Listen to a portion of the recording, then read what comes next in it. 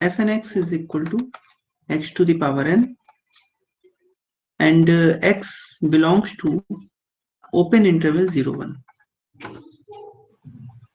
ठीक है, अब हम लोग देखते हैं कि ये जो फंक्शन सीक्वेंस ऑफ फंक्शंस दिया हुआ है वो इस इंटरवल के ऊपर यूनिफॉर्मली कन्वर्जेंट है या नहीं है। तो सबसे पहले लिमिट निकालते हैं। लिमिट, सबसे पहले हमको देखना होगा पॉइंट वाइज कन्वर्जेंस हो रहा है या नहीं। N is going towards infinity, f n x की हम लोग बात करेंगे। तो हमारे पास हो गया limit n is going towards infinity, x to the power n हो गया।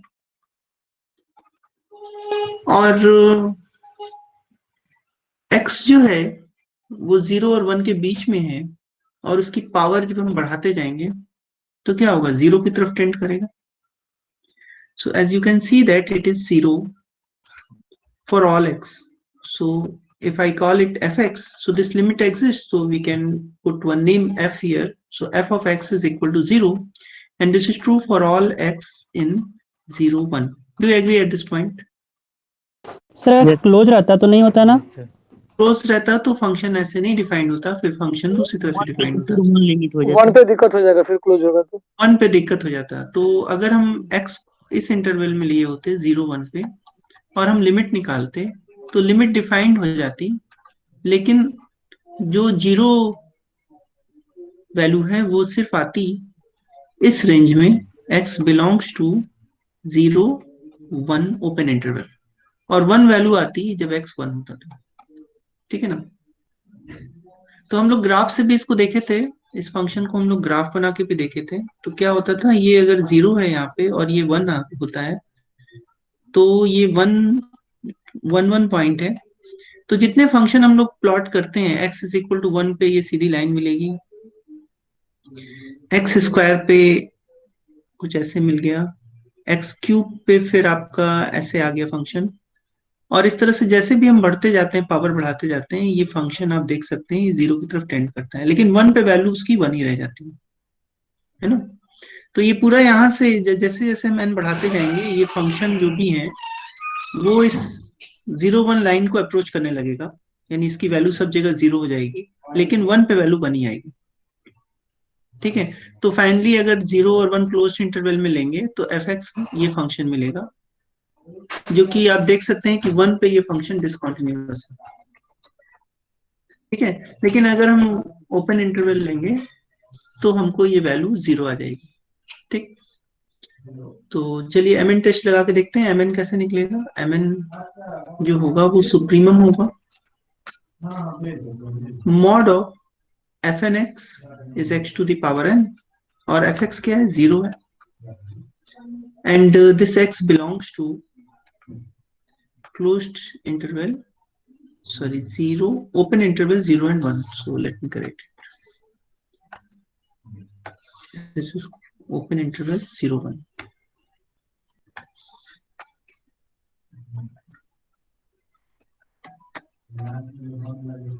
ठीक है, ऐसे इसको सोच सकते हैं हम। सो x तो पॉजिटिव ही है, तो सुप्रीमम हमको जस्ट इस फंक्शन का लेना है x to the power n, और x क्या है, x जो है इस इंटरवल 0 1 के अंदर। ठीक है, तो बताइए इसकी सुप्रीमम वैल्यू क्या आएगी, कुछ 0 पे एग्जिस्ट करेगी सुप्रीमम। 0 पे एग्जिस्ट करेगी जी, क्योंकि सर छोटा नंबर है तो उसका पावर यदि हम बढ़ा रहे हैं तो छोटे पे ही मैक्सिमम होगा, क्योंकि ये x यदि बड़ा कर देंगे और उसका पावर बढ़ाएंगे तो छोटा होगा।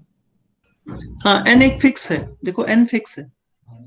इस सुप्रीमम लेने के लिए n को हमने फिक्स रखा हुआ है, एक फिक्स पावर पे सुप्रीमम कब मिलेगा।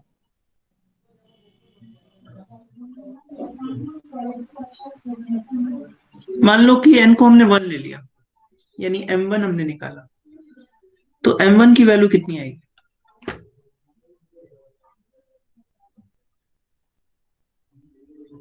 अगर कहीं कंफ्यूजन लगे तो हम लोग इसको कुछ फिक्स वैल्यू करके देख सकते हैं।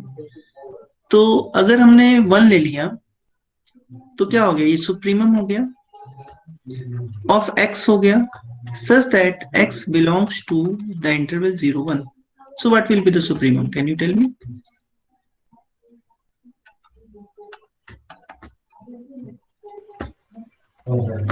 Can you tell me the supremum?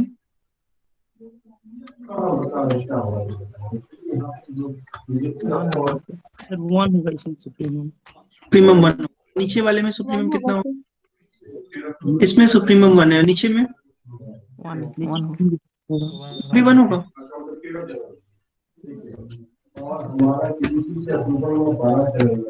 बताइए। वन सर होगा। M2 भी हुआ है, अभी M2 1 होगा। सुप्रीम 1 है। अच्छा,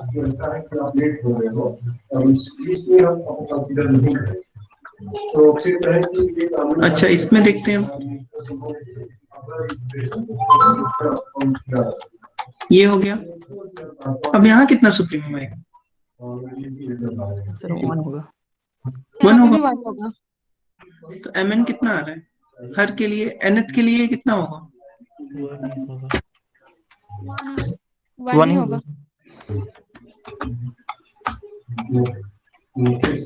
ठीक है, तो क्या कंक्लूजन निकला? लिमिट क्या आएगी?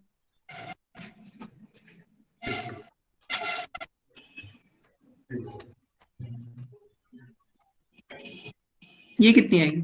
1 होगा। One. It is not going towards 0। ठीक है, so this function is not uniformly convergent.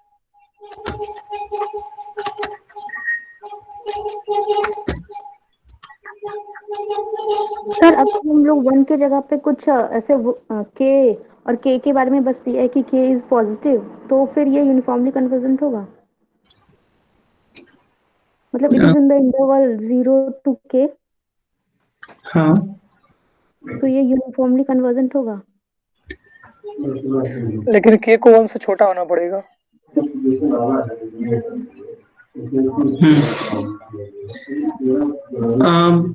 Okay, मान लो ये इंटरवल हम लोग ले लेते हैं, 0 to k ले लेते हैं। ठीक है, और k को हमने 1 से छोटा ले लिया।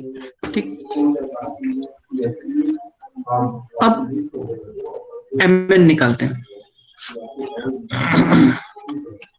तो लिमिट तो वही आ जाएगी, लिमिट में तो कोई चेंज नहीं होगा। ठीक है, तो mn निकालना है हमको। mn हो गया हमारे पास सुप्रीमम, मॉड भी वैल्यू वही आ जाएगी, x to the power n, x belongs to the interval 0 and k।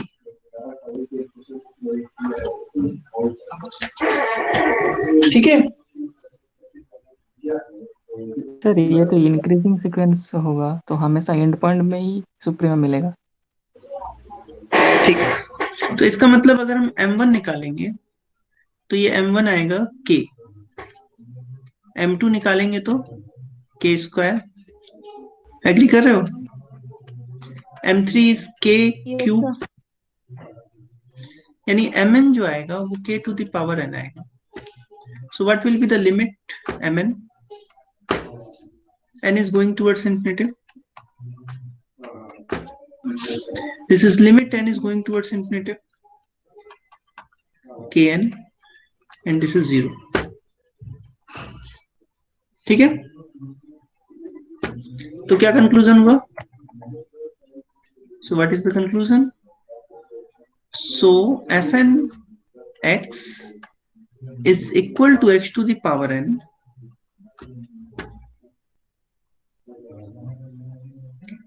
this is uniformly convergent to 0. This is the function fx is equal to 0 on interval 0 and k, where k is less than 1. ठीक है, यहाँ 1 ना लेकर 1 से छोटा कोई भी point लेंगे तो वहां पे ये फंक्शन यूनिफॉर्मली कन्वर्जेंट हो जाएगा। तो प्रॉब्लम है 1 पे ही है। ठीक है, एग्री कर रहे हो? बाकी क्वेश्चन आप लोग ने ट्राई किया होगा, इसको बाकी क्वेश्चन करने के लिए आप मैक्सिमम मिनिमा का सहारा ले सकते हैं। So you can use the concept of maxima minima for doing the other problems. Like this problem, I think you have to use maxima minima and so on. ठीक है ये, तो चलिए हम लोग आगे चलते हैं. अब हम लोग कन्वर्जेंस ऑफ सीरीज की बात कर सकते हैं. So if you don't have any problem, so let me go forward. एक चीज और सर, एक चीज और था सर, जैसे कि हम जब भी पॉइंट वाइज कन्वर्जेंट निकाल रहे थे सर, तो पॉइंट वाइज कन्वर्जेंट में सर जब भी मेरा मतलब जो लिमिट का जो दो डिफरेंट वैल्यू आ रहा था, मतलब वैल्यू जैसे कि 0 पे कुछ और आ जा रहा था, फाइनाइट ही आ जा रहा था, और फिर किसी नंबर पे कोई दूसरा लिमिट आ जा रहा था, तो हाँ. उस केस में भी हम मेरा जो ये है वो पॉइंट ये यूनिफॉर्म कन्वर्जेंट नहीं हो रहा है, मतलब हाँ, जहां उसका फंक्शन कारण अगर है, देखो हम बता रहे हैं. Yes sir. जब यूनिफॉर्मली कन्वर्जेंट, जब फंक्शन जिसका जो सीक्वेंस ऑफ फंक्शन दिया है वो कॉन्टिन्यूअस होता है इंटरवल पे, और उसकी लिमिट कॉन्टिन्यूअस नहीं आती है, तो वो कभी भी यूनिफॉर्मली कन्वर्जेंट नहीं होता है. तो सर वो डिसकंटिन्यूअस लिमिट के कारण यूनिफॉर्मली कन्वर्जेंट नहीं हो रहा है. हाँ, ये कह सकते हो इस तरह से. रिजल्ट ये है कि अगर फंक्शन कॉन्टिन्यूअस है इंटरवल के ऊपर यस और यूनिफॉर्म कन्वर्जेंस उसका होगा, तो जो फंक्शन बनेगा जिसपे कन्वर्ज करेगा वो भी कॉन्टिन्यूअस आएगा. तो इसका मतलब सर. अगर जो फंक्शन फाइनल बन रहा है पॉइंट वाइज कन्वर्जेंस के बाद वो कॉन्टिन्यूअस नहीं है, तो कन्वर्जेंस कभी यूनिफॉर्म नहीं हो सकता. Yes sir. ठीक ना, तो इसलिए ऐसा हो रहा है. तो जब भी यस. आप लिमिट निकालें और लिमिटिंग फंक्शन आपका कॉन्टिन्यूअस ना आए और दिए हुए यस. सीक्वेंस ऑफ फंक्शन सब कॉन्टिन्यूअस है, तो इसका मतलब वो कन्वर्जेंस कभी भी यूनिफॉर्म कन्वर्जेंस नहीं होगा. तो इसको भी हम लोग डिस्कस करेंगे आगे कि यूनिफॉर्म कन्वर्जेंस का कॉन्टिन्यूटी पे क्या फर्क पड़ता है, इंटीग्रेशन पे क्या फर्क पड़ता है, यस सर. इन चीजों को, और इंटीग्रल पे क्या फर्क पड़ता है, हाँ इंटीग्रेशन पे क्या फर्क पड़ता है, ये सब डिस्कस करेंगे हम लोग. Yes sir. ठीक है, एग्जाम्पल्स के साथ डिस्कस करेंगे. तो चलिए उससे पहले हम लोग यूनिफॉर्म कन्वर्जेंस डिफाइन करते हैं सीरीज ऑफ फंक्शंस का. ठीक, तो इसके क्वेश्चंस आपको बुक में मिल जाएंगे, और क्वेश्चंस देख के आप लोग इसको सॉल्व करने की कोशिश करिए, तो प्रैक्टिस हो जाएगा आपको. और हम लोग आते हैं uniform convergence of series of functions पे. तो चलिए,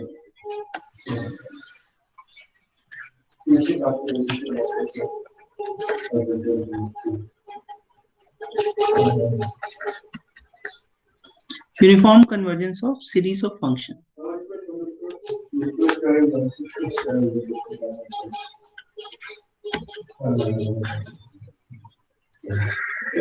ठीक है, so suppose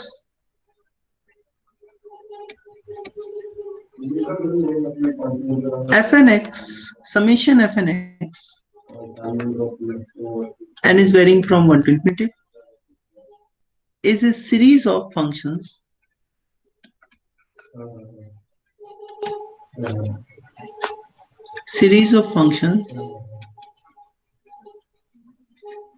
defined on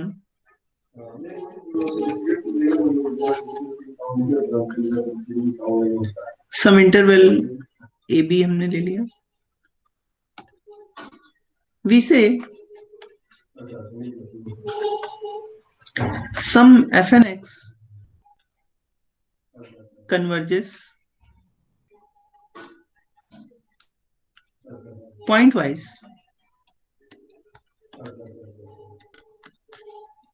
if there exists a function f on I such that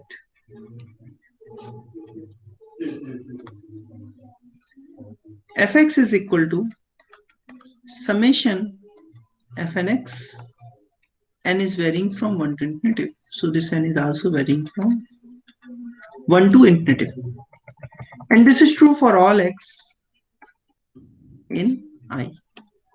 तो हम क्या कह देंगे कि ये जो है पॉइंट वाइज कन्वर्ज कर रहा है, ये जो सीरीज है वो पॉइंट वाइज कन्वर्ज कर रही है. ठीक है,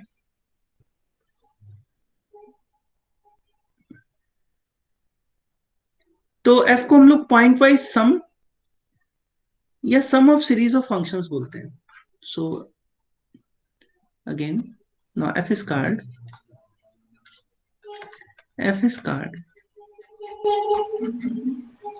point wise some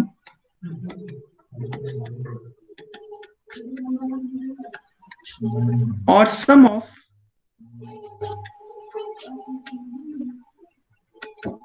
series of functions.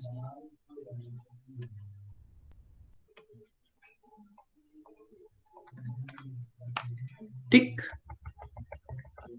अच्छा चलिए एक चीज देखते हैं, कंसीडर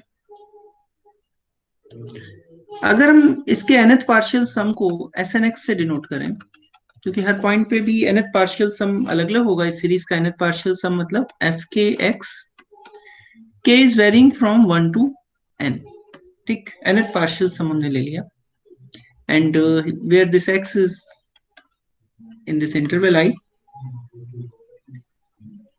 तो इसका मतलब क्या हो गया, अगर हम सीरीज का सम कर रहे हैं तो हम इसको ऐसे सोच सकते हैं, limit n is going towards infinitive SNX। यही तो हुआ ना सीरीज का सम। तो ये सीरीज का सम हो गया, और ये सीरीज का सम जो है वो fx पे कन्वर्ज कर रहा है। तो इसका मतलब ये हो गया कि nth पार्शियल सम का जो सीक्वेंस बना, ये सीक्वेंस भी क्या है, सीक्वेंस ऑफ फंक्शंस हुआ ना। ये जो सीक्वेंस ऑफ फंक्शन बन रहा है, then we can say that this sequence of functions SNX भी तो एक सीक्वेंस ऑफ फंक्शन हो गया, और ये सीक्वेंस ऑफ फंक्शन fx पे कन्वर्ज कर रहा है। और ये किसकी डेफिनेशन है, पॉइंट वाइज कन्वर्जेंस की। ठीक है, तो अब हम डिफाइन कर सकते हैं कि जो हमने सम लिया हुआ है, यानी सीरीज ली हुई है, वो सीरीज यूनिफॉर्मली कब fx पे कन्वर्ज करेगी। ठीक है, फिर से देखो, जो सीरीज थी हमारी वो पॉइंट वाइज f पे कन्वर्ज कर रही है। इसका मतलब है कि जो nth पार्शियल सम का जो सीक्वेंस बन रहा है वो पॉइंट वाइज fx पे कन्वर्ज कर रहा है। तो हम लोग बोलेंगे कि ये जो सीरीज है वो यूनिफॉर्मली कन्वर्ज कर रही है अगर उसके nth पार्शियल सम का जो सीक्वेंस है वो fx पे यूनिफॉर्मली कन्वर्ज करेगा। चलिए इस बात को लिख लेते हैं, वी से summation fnx n is varying from 1 to infinitive converges uniformly to f if sequence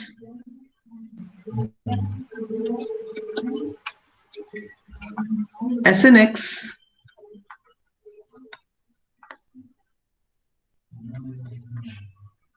the sequence is SNX sequence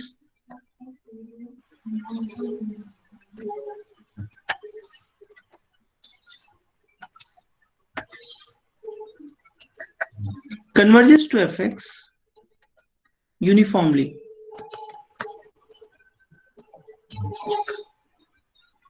ठीक है। यूनिफॉर्मली कन्वर्ज कर रहा है, इसका क्या मतलब हो गया, यूनिफॉर्म कन्वर्जेंस की डिफिनेशन लगा सकते हैं, that is given an epsilon greater than 0 there exists n in n such that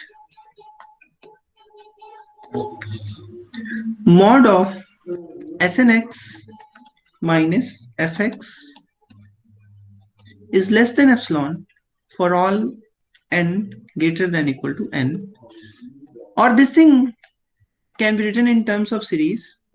SNX क्या हो गया, nth पार्शियल सम है, so f1x f2x से लेकर fnx हो गया, माइनस fx हो गया, मॉड हो गया, और ये लेस देन एप्सिलॉन हो गया for all n greater than equal to n।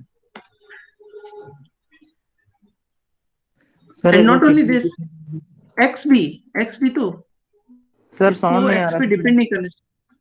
Sir. Sound नहीं आ रहा है सर फिर से एक बार ऊपर से रिपीट कर दीजिए सर, वी से ऐसे। अच्छा ठीक है, इसको यहाँ पे कंप्लीट कर दें, for all x in i and this is for all x in i। अच्छा ठीक है, एक बार फिर से देख लीजिए, ये जो ऊपर हमने देखा कि सीरीज का पॉइंट वाइज कन्वर्जेंस अगर एफ एक्स पे हो रहा है तो उसका मतलब ये है कि उसके nth पार्शियल सम का जो सीक्वेंस है वो एफ एक्स पे पॉइंट वाइज कन्वर्ज कर रहा है। तो हम सीरीज को यूनिफॉर्म कन्वर्जेंस कब बोलेंगे एफ पे? अगर उसका जो nth पार्शियल सम का जो सीक्वेंस है वो एफ एक्स पे यूनिफॉर्मली कन्वर्ज करे तो। ठीक है, तो यूनिफॉर्म कन्वर्जेंस की डिफिनेशन क्या हो गई? Given epsilon greater than zero there exist n in n such that mod of snx minus fx is less than epsilon for all n greater than equal to n and for all x in I। तो ये जो capital N है वो x पे भी depend नहीं करेगा, वो सिर्फ एप्सिलॉन पे डिपेंड करेगा उस पूरे इंटरवल पे। अगर कोई गिवन एप्सिलॉन है तो एक कैपिटल N लेकर हम काम कर सकते हैं। ठीक है, और अब एस एन एक्स को अगर हम एक्सपेंड करके लिखेंगे तो क्या होगा? फर्स्ट एन टर्म का सम माइनस एफ एक्स का जो मॉड है वो less than epsilon for all n greater than equal to n and for all x in n. अगर ऐसा बन जाए तो हम क्या बोलेंगे कि ये जो सीरीज दी हुई है वो एफ एक्स पे यूनिफॉर्मली कन्वर्ज कर रही है। ठीक है, एग्रीड? सर यस जो सर। x मिलेगा वो केवल कांस्टेंट फंक्शन में होगा कि x में भी कोई फंक्शन मिल सकता है? फिर से एक बार पूछो तो। सर जो fx का जो वैल्यू हम लोग फाइंड करेंगे, fx जो मिलेगा वो केवल कांस्टेंट फंक्शन ही मिलेगा? नहीं, ऐसा जरूरी नहीं है, तो डिपेंड करेगा कैसी सीरीज है उस पर डिपेंड करेगा। अगर सर यदि कांस्टेंट मिल रहे हैं तो सर जरूरी नहीं है कि उसके इंटरवल में लाई करना चाहिए x के? देखो, कांस्टेंट फंक्शन क्या होता है? कांस्टेंट फंक्शन का मतलब होता है कि हर पॉइंट पे एक फिक्स वैल्यू मिल रही जी। है ना? तो मान लो कांस्टेंट फंक्शन 2 मिल गया, इसका मतलब जो भी इंटरवल तुम ले रहे हो सब पे वैल्यू 2 आ रही है उसकी। सर जरूरी है कि उस 2 को उस इंटरवल में लाई करना चाहिए? नहीं, वो तो फंक्शन की वैल्यू है। देखो यहाँ पे जो भी फंक्शन लिए इसको क्लियर करूं, जो भी फंक्शन हमने लिए हैं एफ एन वो आई से लिए हैं, लेकिन इसका रेंज क्या होगा? रेंज आर में जाएगा। जी। ठीक है ना? तो फंक्शन की वैल्यू कुछ भी हो सकती है बट फंक्शन हमने आई से लिए हैं। जी। ओके और सर। इसी तरह जो एफ आया वो भी फंक्शन आई से है, रेंज उसका कुछ भी हो सकता है, that does not matter. Okay sir. ठीक है, चलिए, तो इसके एग्जाम्पल करने से पहले एक टेस्ट है उसको कर लेते हैं और फिर एग्जाम्पल्स में चेक करने में अच्छा रहेगा। तो हम लोग एक टेस्ट है उसका नाम है वायरस्ट्रास एम टेस्ट। इसकी मदद से हम लोग यूनिफॉर्म कन्वर्जेंस ऑफ सीरीज कर सकते हैं अगर ये टेस्ट अप्लाई हो जाए तो। So let me write it as a theorem. Again, I am doing this thing from the book of S.C. Malik and Savita Arora.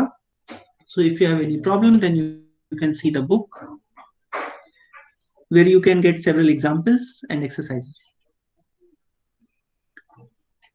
I think most of you have this book. Yes है sir. ऐसा? Yes sir. Yes sir. No sir. अच्छा, जिनके पास नहीं है वो मतलब book को arrange भी कर सकते हैं या आपस में आप लोग शेयर करके देख सकते हैं। ठीक है, तो हम लोग बस ये पोर्शन इससे करेंगे और रीमान इंटीग्रल वाला पोर्शन बस। चलिए, Weierstrass M test. So a series of functions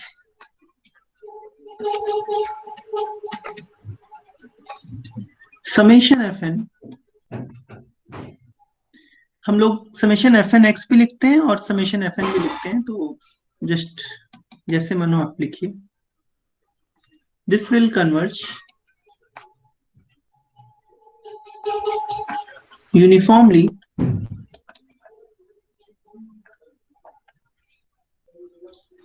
on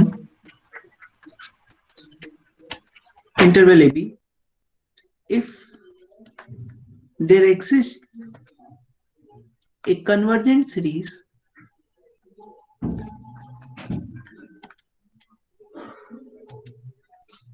summation mn of positive numbers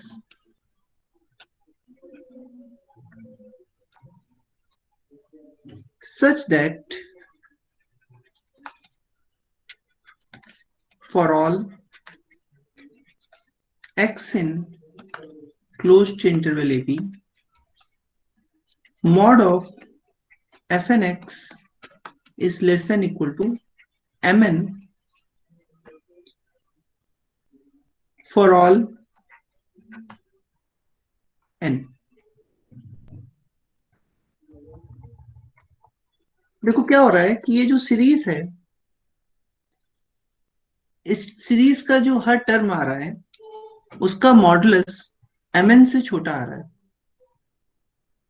जहां पे mn क्या है, पॉजिटिव नंबर्स हैं, mn जो है वो पॉजिटिव नंबर है, और समेशन mn क्या है, ये जो सीरीज ऑफ पॉजिटिव नंबर है वो कन्वर्जेंट सीरीज है, mn कन्वर्ज कर रहा है। तो एक तरह से ये कंपैरिजन हम लोग कर पा रहे हैं, कंपैरिजन टेस्ट की तरह आप देख सकते हैं इसको, ये कंपैरिजन हम लोग कर पा रहे हैं। लेकिन जो राइट साइड में हमने कंपैरिजन किया है mn से, वो हर x के लिए एक ही mn हमारा काम कर रहा है। तो ये जो mn है वो x पे डिपेंडेंट नहीं है, उसमें x नहीं है कहीं। ठीक है, तो चलिए प्रूफ करके देख लेते हैं ये बात सही है नहीं सही है। So before starting the proof, let me do one more thing.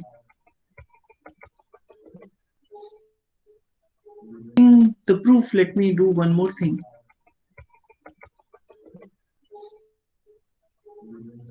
Let me do one more thing.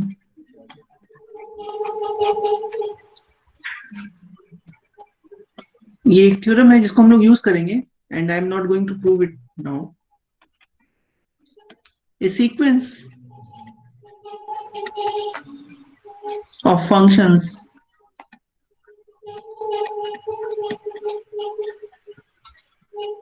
fn defined on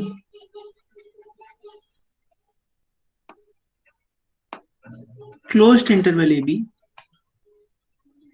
converges uniformly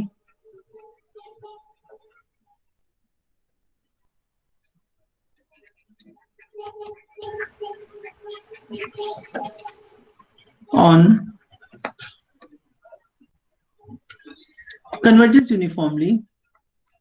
if and only if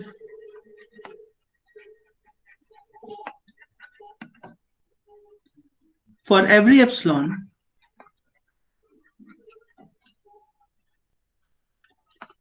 and for all x in AB, there exists n in n such that mod of f of n plus p minus fn x is less than epsilon for all n greater than equal to n and p greater than equal to 1. So इसको कहते हैं कि Kosi criteria for uniform convergence.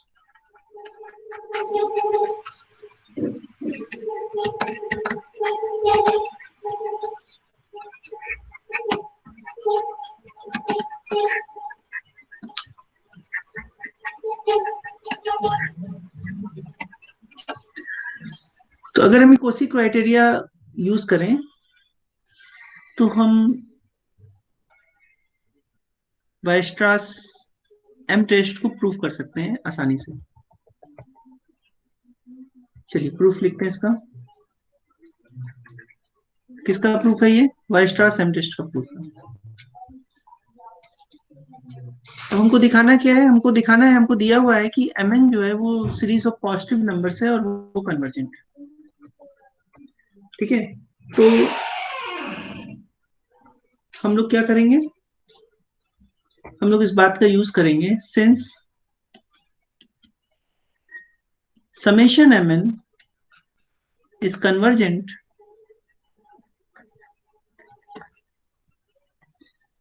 so there exists n in n, so given epsilon, so given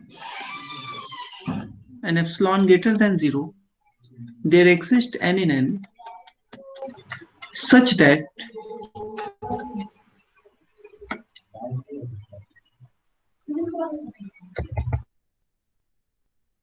अब देखो ये क्या है, ये सीरीज ऑफ रियल नंबर्स है, ये रियल नंबर की सीरीज है, और रियल नंबर की सीरीज में भी इसी तरह का कोसी क्राइटेरिया लगता है। तो अगर ये सीरीज कन्वर्जेंट है, इसका मतलब कोई एक एप्सिलॉन दिया है, तो एक एन से ऊपर जाने पर हम लोग क्या कह सकते हैं कि अगर हम mn+1 mn+2 से लेकर mn+p तक के टर्म का सम करेंगे, तो वो सम एप्सिलॉन से छोटा आएगा for all n greater than equal to n and for all p greater than equal to 1। ठीक है, ये जो हम यूज कर रहे हैं वो series of positive real numbers अगर दी हुई है तो उसके कन्वर्जेंस के लिए आप लोग ऐसे लिख सकते हैं। यहां तक क्लियर है?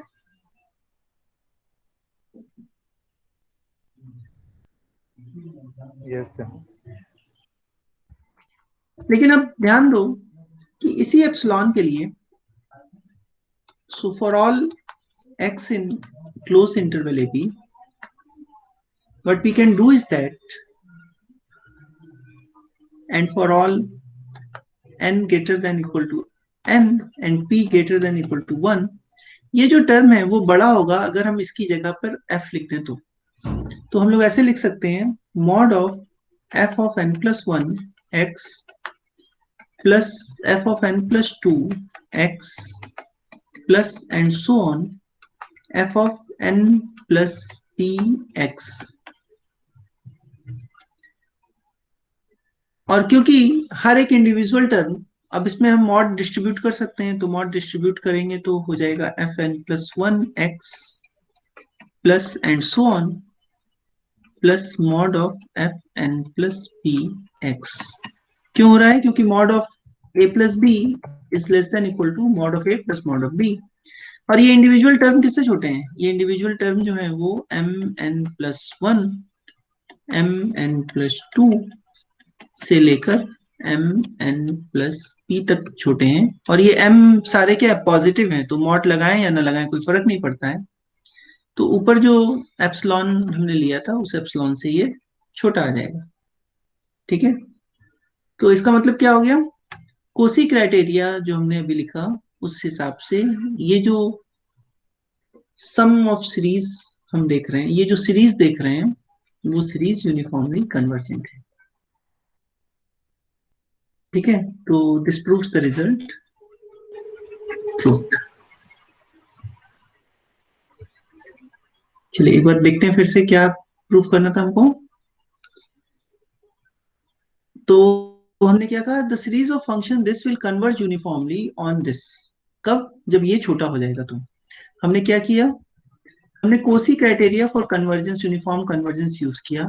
सीक्वेंस ऑफ फंक्शन को जो हमने डिफाइन किया वो यूनिफॉर्म कन्वर्जेंस तभी होगा जब ये जो डिफरेंस है वो लेस देन एप्सिलॉन आएगा। तो अगर डिफरेंस देखेंगे तो क्या आएगा? f of n+1 से लेकर f of n+p तक का सम वो एप्सिलॉन से छोटा है।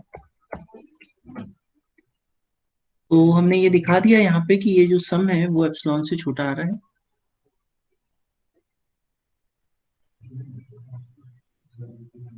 ठीक है, इस समझ में आ रहा है? देखो ये एक्चुअल में है क्या? ये है s ऑफ s nth सम हुआ n+p x minus sn x। तो वो जो क्रोसी क्राइटेरिया है वो nth पार्शियल सम पे हम लगा रहे हैं। ठीक है, तो nth पार्शियल सम क्या हो गया? यूनिफॉर्मली कन्वर्जेंट सीक्वेंस हो गया, इसलिए ये जो सीरीज है वो यूनिफॉर्मली कन्वर्जेंट सीरीज है। ठीक, सो चलिए अब इसका कुछ यूज करके देखते हैं, वायस्ट्रास एम टेस्ट का।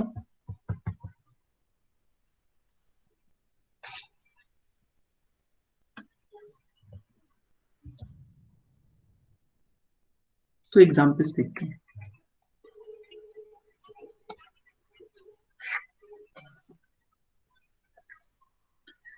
वन नंबर, सपोज करिए हमने सीरीज लिया summation r to the power n cos n theta, where r is in between 0 and 1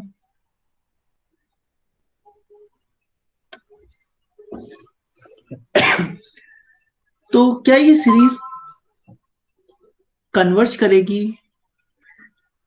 for all values of theta? चलिए हम थीटा का भी रेंज फिक्स कर देते हैं। थीटा बिलोंग्स टू 0 टू पाई, 0 से लेके 2 पाई क्लोज इंटरवल पे। क्या ये जो सीरीज हमने बनाई है सीरीज ऑफ फंक्शंस की, ये सीरीज ऑफ फंक्शन कन्वर्जेंट है? हम लोग कैसे लिखते हैं? एफ एन एक्स लिखते हैं, ठीक है ना? यानी एन भी होना चाहिए और एक्स भी होना चाहिए।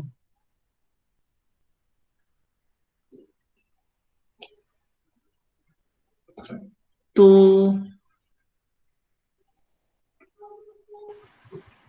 कैसे इसको कहें कि यूनिफॉर्मली कन्वर्जेंट है या नहीं है?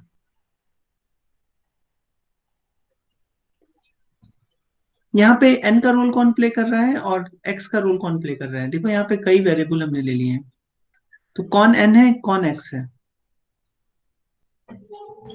थीटा एक्स है। थीटा x है, ठीक है। थीटा हमारा रोल प्ले कर रहा है x का, और n तो n का रोल ही प्ले कर रहा है, एन तो है ही। ठीक है। तो हम इसको ऐसे देखते हैं, एफ एन थीटा की बात कर रहे हैं हम लोग। एफ एन थीटा जो है वो summation r to the power n है cos n थीटा है। और r क्या है? r is fixed. एक फिक्स्ड r के लिए हम ये सारे कैलकुलेशन करेंगे, ठीक है। r एक फिक्स्ड नंबर है जो कि 0 और 1 के बीच में है, फिक्स्ड रियल नंबर। वायरस्ट्रास सम टेस्ट लगाने के लिए क्या हो गया? सॉरी, एफ एन एक्स सम नहीं है, एफ एन एक्स टर्म हो गया। एक सम हटा देते हैं, ठीक। वायरस्ट्रास सम टेस्ट लगाने के लिए क्या करना है? हमको मॉड लेना है एफ एन एक्स का, और मॉड को अप्रोक्सीमेट करना है किसी रियल नंबर से। सो एफ एन एक्स का हमने मॉड लिया, तो क्या आ गया? Mod of r to the power n cos n theta हो गया। Mod of r to the power n into cos n theta हम लोग कर सकते हैं, और r तो पॉजिटिव नंबर है तो r to the power n भी पॉजिटिव नंबर होगा। This is mod of cos n theta कर रहे हैं, और हमको एक सीरीज से इसको कंपेयर करना है। तो यहाँ देखने से आपको लग रहा है कि क्या हम इसको ऐसे लिख सकते हैं? तो ये क्या काम करेगा? ये हमारा mn का काम करेगा। Now what is summation r to the power n, यानी समेशन mn। क्या ये सीरीज कन्वर्जेंट है? पॉजिटिव नंबर की सीरीज तो है, ये तो पता लग गया हमको। क्या ये सीरीज कन्वर्जेंट है?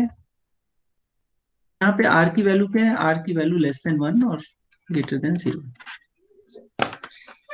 कैसी सीरीज है? इसको क्या बोलते हैं? जियोमेट्रिक से ही।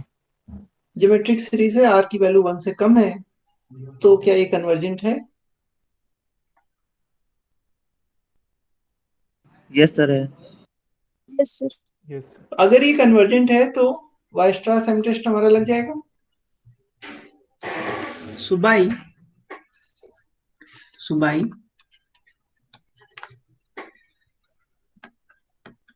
वायरस्ट्रास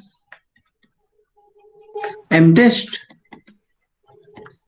summation r to the power n cos n theta is convergent, is uniformly convergent।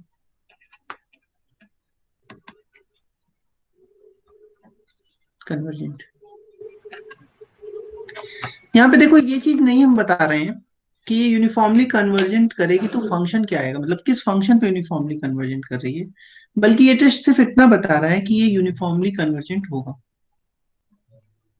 ये जिस पे भी कन्वर्ज करेगा, बट ये यूनिफॉर्मली कन्वर्जेंट होगा। ये गेस करना थोड़ा सा और कठिन काम है कि ये किस पे कन्वर्ज करेगा, ठीक है। यानी सीरीज का सम निकालना एक कठिन काम है, एक दूसरी प्रॉब्लम हो गई। बट हम बस इतना बता रहे हैं कि ये सीरीज जहां भी कन्वर्ज करेगी वो यूनिफॉर्मली कन्वर्ज करेगी, ठीक है। अगर आपको सम निकालना है तो आपको क्या करना पड़ेगा? nth पार्शियल सम कंसीडर करना पड़ेगा। उससे जो सीक्वेंस बनेगा, उस सीक्वेंस पे आप लिमिट लगाएंगे n is going towards infinity, और उस वैल्यू को कैलकुलेट करेंगे। That is somewhat difficult work, but this test directly says that जहां पे ये पॉइंट वाइज कन्वर्ज करेगा वही फंक्शन पर ये यूनिफॉर्मली कन्वर्जेंट भी होगा। इतना हमको इस टेस्ट से ये पता लग जा रहा है। ठीक है, तो चलिए कुछ और एक्सरसाइज आपको करिएगा। एक्सरसाइज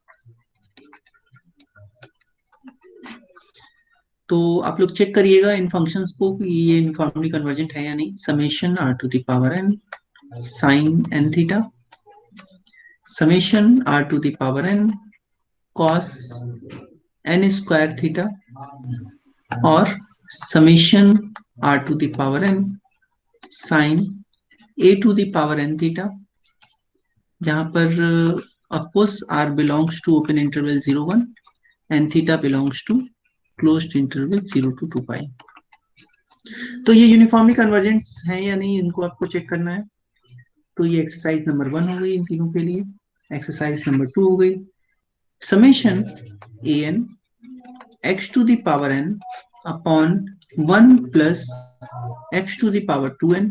इस सीरीज को चेक कीजिए, summation an x to the power 2n upon 1 plus x to the power 2n, where it is given that summation an is series of positive numbers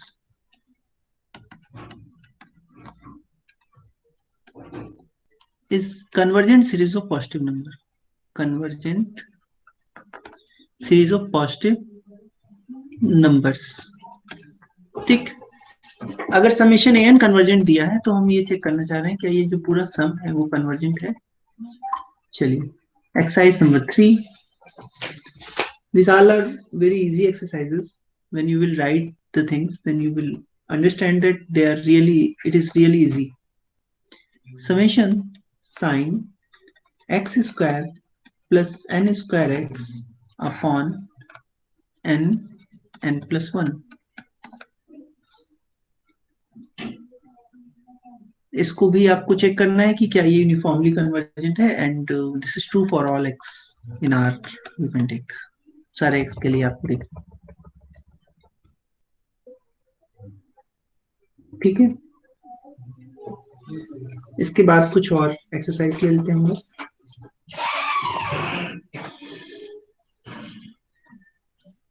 four, do you have any class now? Sir yes sir.